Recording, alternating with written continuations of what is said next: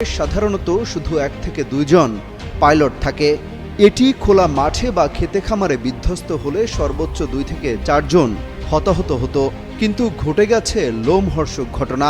School মাত্রই শেষ হয়েছিল, কিন্তু তখনও সবাই বের হয়নি। অনেকে আবার কোচিংয়ের ক্লাস শুরু করেছিল।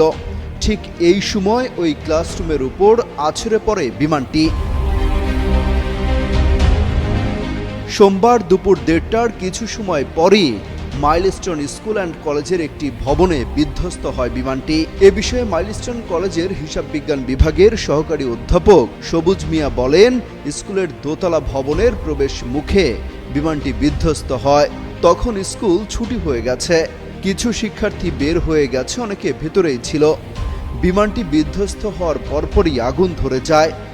মুহূর্তেই ধোঁয়ার কুণ্ডলী বের হতে থাকে সেখান থেকে। আশপাশের এলাকা অন্ধকার হয়ে যায়। দুর্ঘটনাস্থলে থাকা লাকি আক্তার নামের একজন অভিভাবক জানান, তার 2 সন্তান এখানে পড়তেন। বড় সন্তানকে ঠিকই বের করতে পারলেও ছোট সন্তানের এখনো হদিস মিলছে না। তার সঙ্গে কোনো যোগাযোগও করতে পারছেন না তিনি। ফেরদৌসী বেগম নামের আরেক অভিভাবক জানান, তার মেয়ে ভেতরে আটকা পড়েছেন।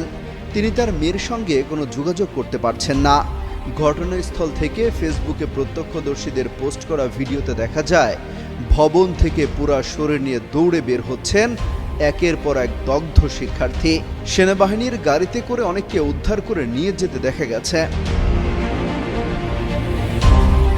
ঘটনাস্থলে উদ্ধার তৎপরতা চালাচ্ছে সেনাবাহিনী, ফায়ার সার্ভিস ও বিমান বাহিনীর সদস্যরা। যোগ দিয়েছে বিজিবিও। ফায়ার সার্ভিসের 9টি ইউনিট সেখানে কাজ করছে।